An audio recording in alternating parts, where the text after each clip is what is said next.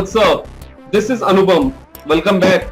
This is the second tutorial on the video tutorial series on interrupts of STM32F4 Discovery board.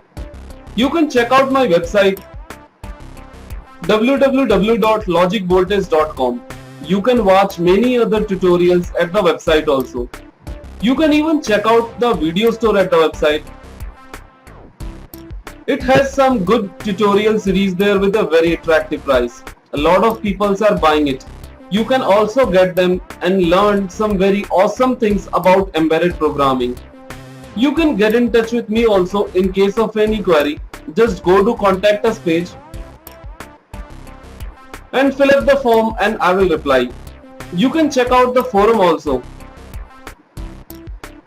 For any tutorial related queries or any technical questions, you can just register yourself on the website and then create a new topic on a forum and write your questions and doubts.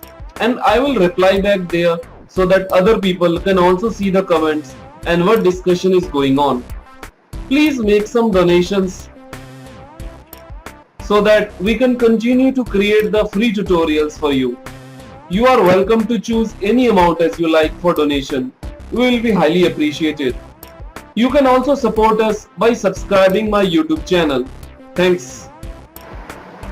Okay, we have built this circuit in the previous tutorial to learn about interrupts. Now in this tutorial, we will write the program and run it. We will write the program in such a way that our first LED will blink continuously forever. But when we press the switch, an interrupt will occur and the first LED will stop blinking. Then second LED will start blinking.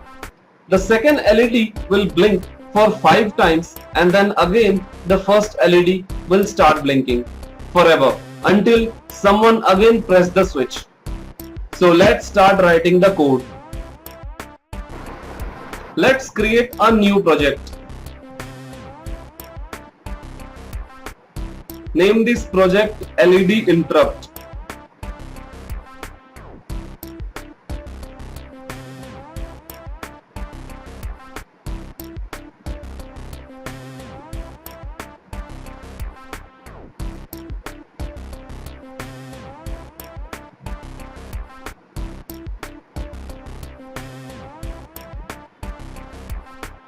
Okay, so now our project is created. Let's correct the clock settings first.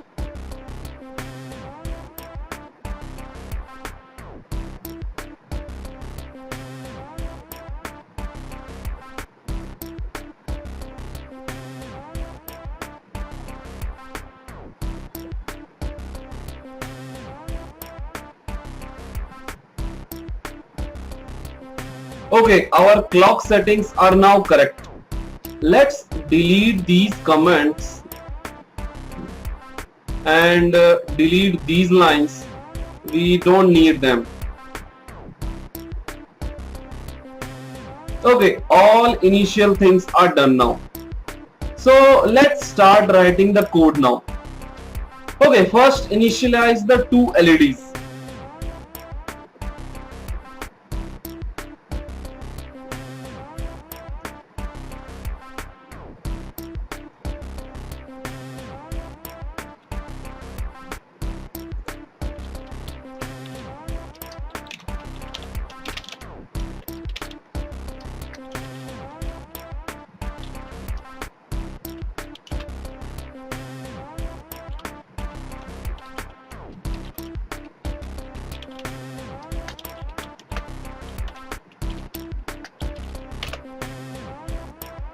Okay, so now our 2 LEDs are configured. Next is our first LED should continue to blink forever. So write the logic.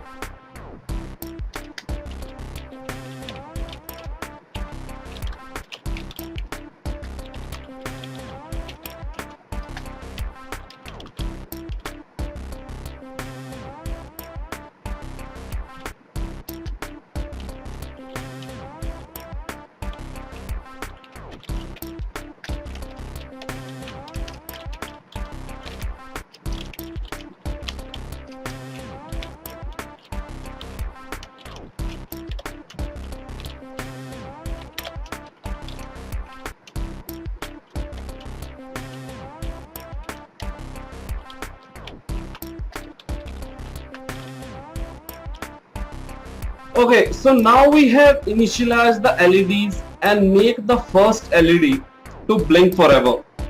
Now next is initialize the switch. First enable the clock.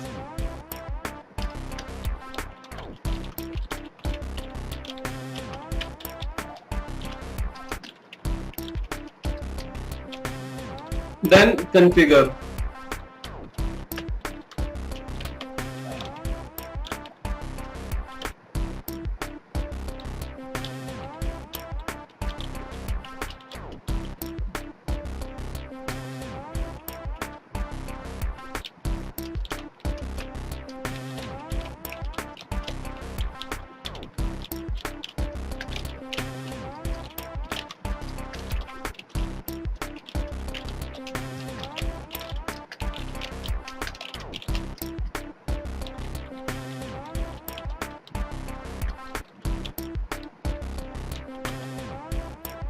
And then initialize by calling this function.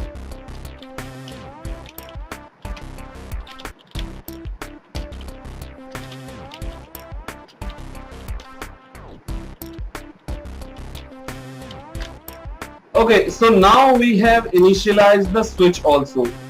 Now we need to initialize the interrupt so that when this switch is pressed, the second LED blink 5 times. To do that, we will use STM libraries. Now if you can see on the left side here, we need two files from the libraries, STM32F4Exti.h and STM32F4Exti.c. In these files we have all functions written that we can use for interrupts. We will use now few of the functions from here. First we need to declare this.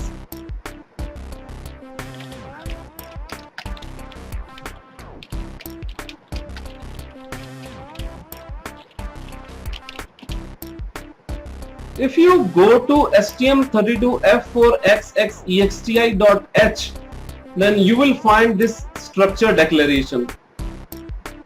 In this you can see that we have these 4 parameters that need to be set. So let's do that. First is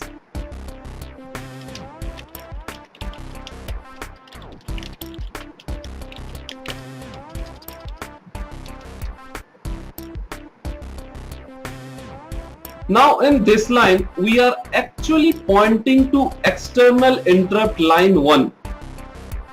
Actually we have many types of interrupts. We will go through on some of them later. Right now here we are using the external interrupts and we are using the line 1. Line 1 because our switch is connected to PA1 pin and here we are configuring the interrupt on PA1 pin. So PA1 means line 1. If it was PA2 then it will be line 2. Now next is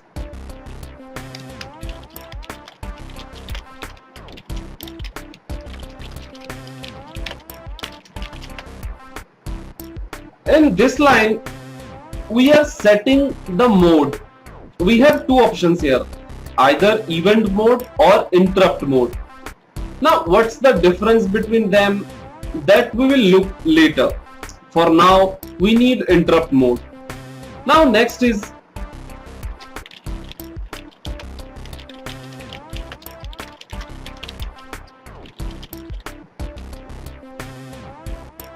in this line we are actually telling that interrupt should occur on the rising edge. We have 3 options here, either rising or falling or both. Now let's say the switch is not pressed. So the voltage on the pin PA1 is 0 volt. Now the moment I press the switch, the 3 volt will pass through the switch and PA1 pin will be high volt. Here rising edge means the voltage level rising from 0 volt to 3 volt. So interrupt will occur at the rising edge. We could choose the falling edge also. In that case, the interrupt will occur when voltage is going down from 3 volt to 0 volt. But right now the interrupt will occur at the rising edge. Now next is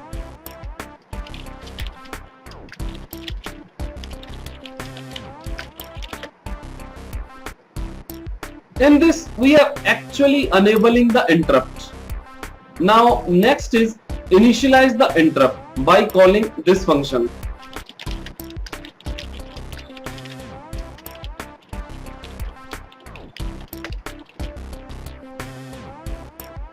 Now one more thing that we have to do before the interrupt can properly initialize. We have to tell the microcontroller to select GPIO pin PA1 to be used as external interrupt line.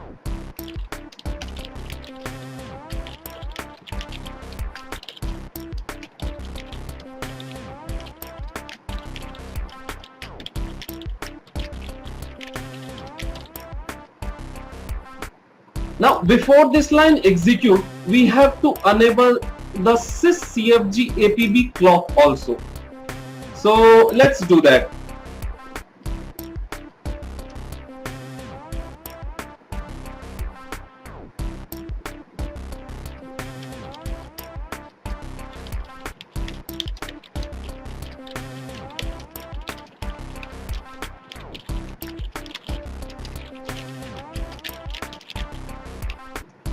Okay, so now our interrupt is initialized.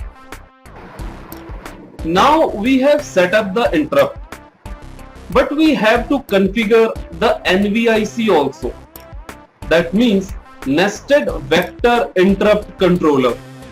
Through this we set up priorities and group priorities. What that means that we will look in the next tutorial. For now just go on with me and configure. First declare the structure of NVIC.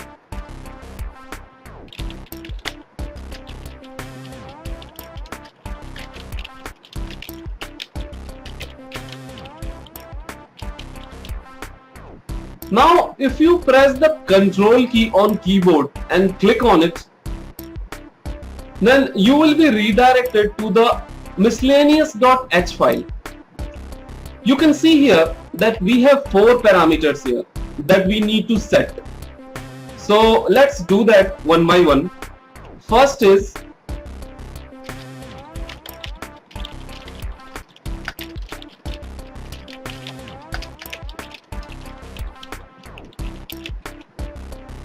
we are actually choosing external line 1 here. Then next is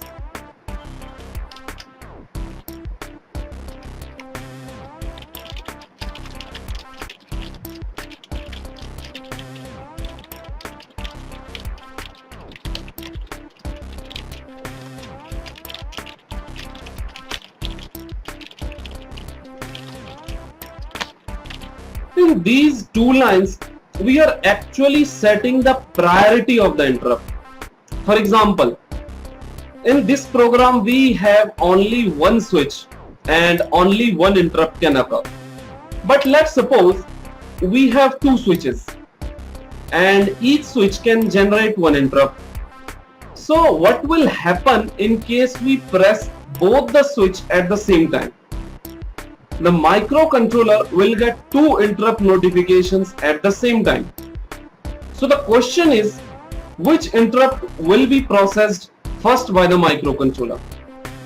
To solve this type of situation, interrupt priorities are used, where we set priorities on interrupts, and this will help the microcontroller to decide which interrupt should be processed first and which should be processed next.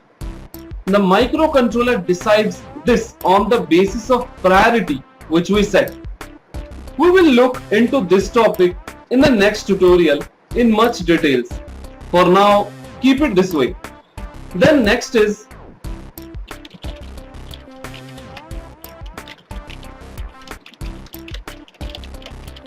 in this line we are just enabling the NVIC channel. Then next is initialize the NVIC by calling this function.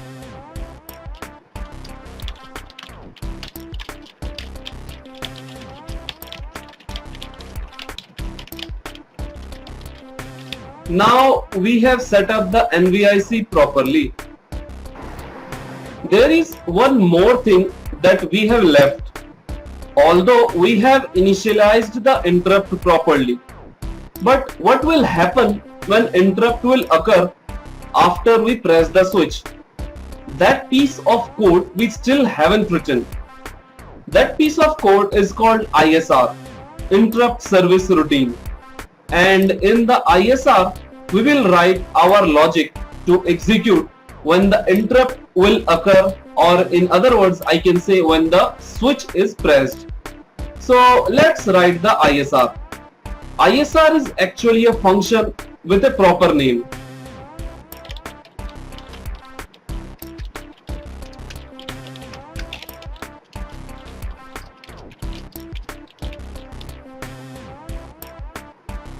Now this function name is telling that this routine will get called if external interrupt line 1 occurs. So whatever we write between the two brackets, those lines will be executed whenever the interrupt occurs. Now let's write the logic that we wanted to achieve when the switch is pressed. Now when the switch is pressed, we want the LED2 to blink 5 times. So we can write a do while loop that will loop for 5 times and switch on and off the LED2. Let's first declare an integer variable.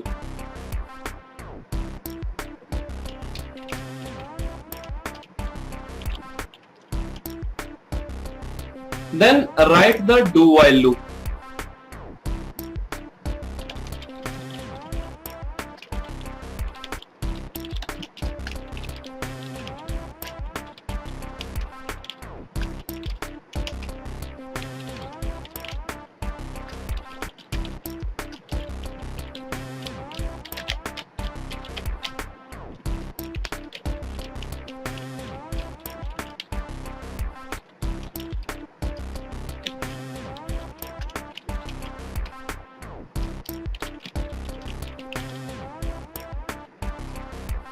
Now these lines are actually making our second LED to blink 5 times, which is connected to PD1 pin. Okay, now we still have something left to write in this ISR.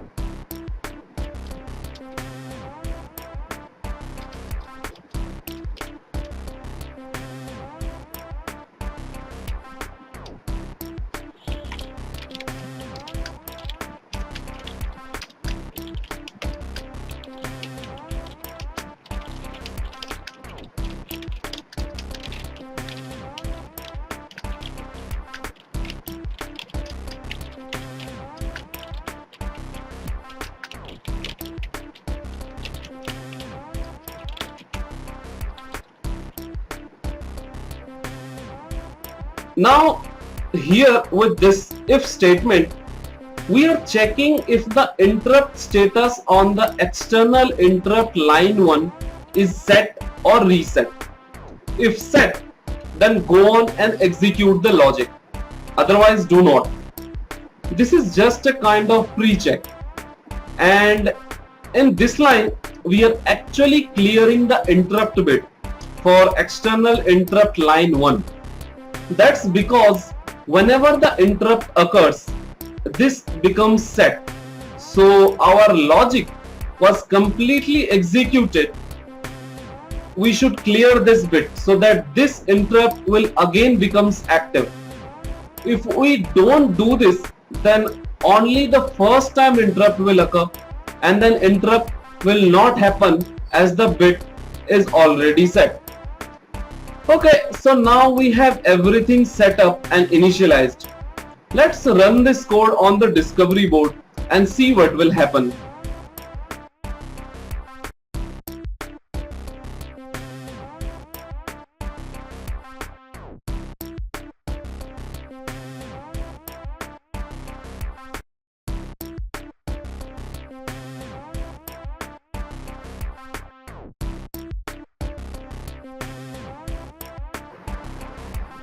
Okay, so now our code is running. You can see that the first LED is blinking continuously. Okay, so now if we press this switch, our second LED should blink 5 times and then stops, and first LED should again start blinking. Let's see.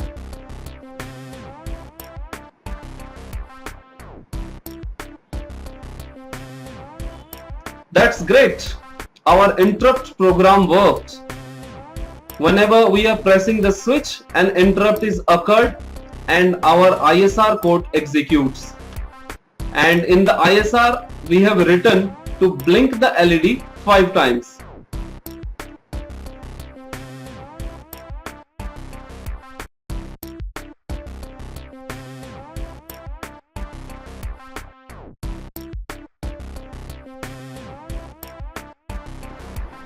Okay guys, in this tutorial, we have written the complete program on how to initialize the interrupts.